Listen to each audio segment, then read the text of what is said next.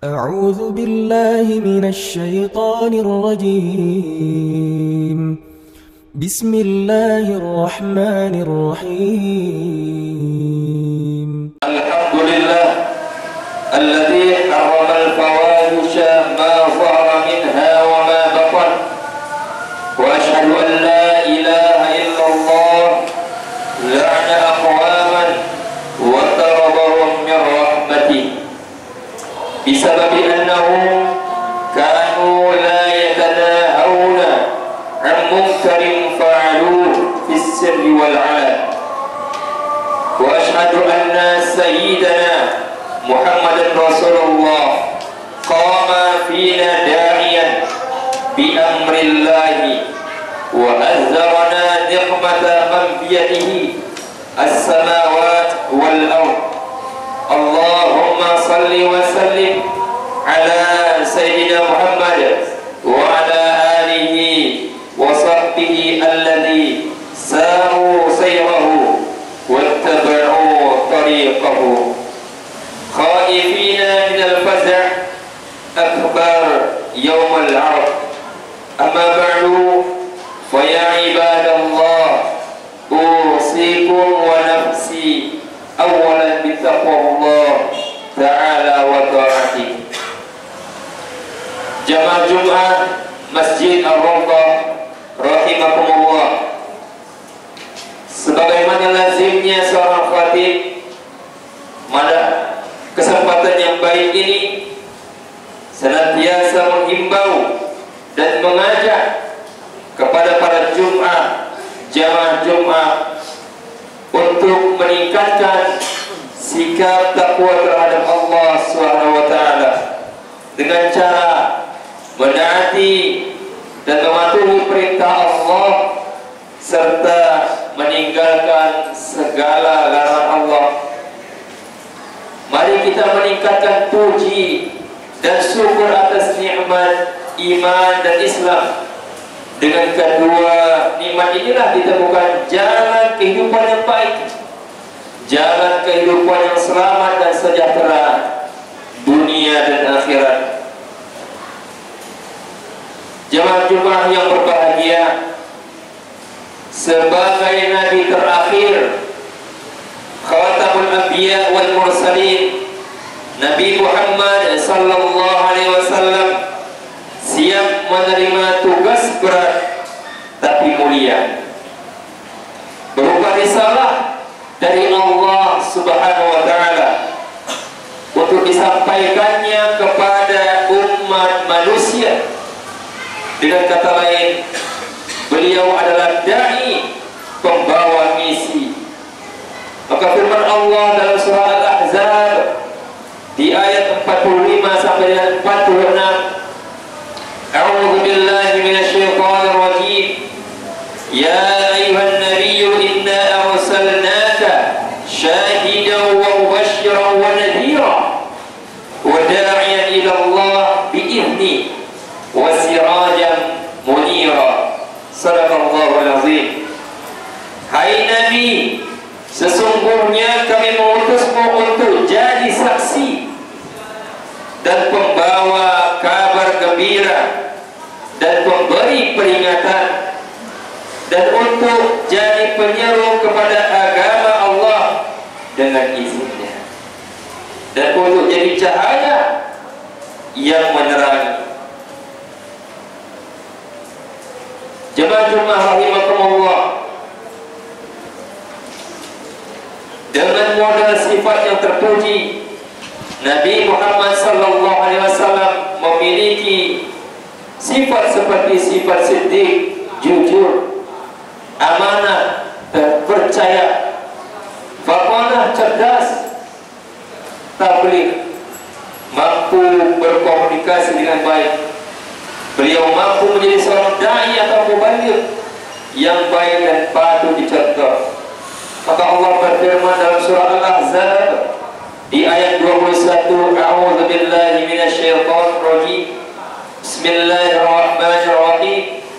Laqad kana lakum fi rasulillahi uswatun hasanah liman kana yarjullaha wal yawmal akhir wa dzakara Allah katsira. Shadaqallahul azim.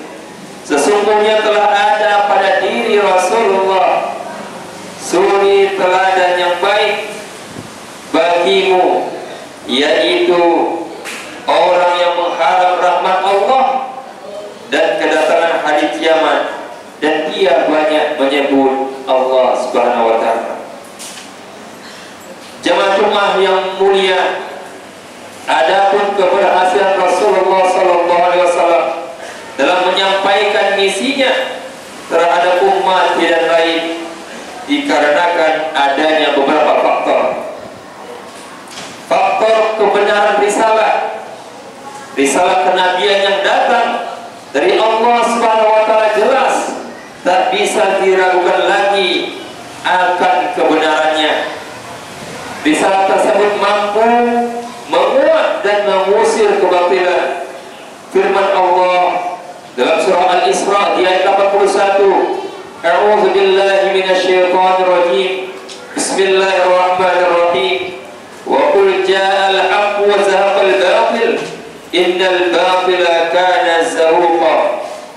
Apabila telah datang kebenaran, sirnalah kebatilan. Sesungguhnya barang batil itu pasti sirna. Faktor selanjutnya, keberhasilan Rasulullah SAW adalah faktor etika atau akhlak. Sikap dan perilaku Nabi SAW yang sangat terpuji merupakan modal utama dalam menegakkan hubungan kerjasama dan pergaulan di tengah masyarakat. Allah berfirman dalam surah Al-Qalam di ayat 4, A'udzu billahi minasyaitonir rajim. Wa innaka la'ala khuluqin 'azim. Dan sesungguhnya engkau benar-benar berbudi pekerti yang luhur. Faktor keberhasilan Rasulullah selanjutnya adalah faktor kepemimpinan. Faktor kepemimpinan ini tak diragukan lagi. Siapapun mengakuinya, baik kawan maupun lawan, dengan waktu relatif pendek beliau mampu mengajak umat untuk mengikuti ajarannya demi keselamatan. Faktor taktik dan strategi, dikarenakan situasi dan kondisi Nabi Muhammad SAW terpaksa melakukan hijrah dari kota Makkah ke Madinah.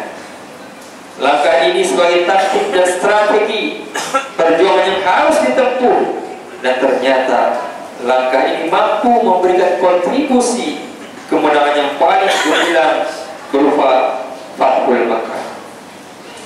Faktor metodik, dengan metode pendekatan yang ditunjang dengan hati yang keras tapi dengan kepala yang dingin, beliau mampu menundukkan musuh-musuhnya.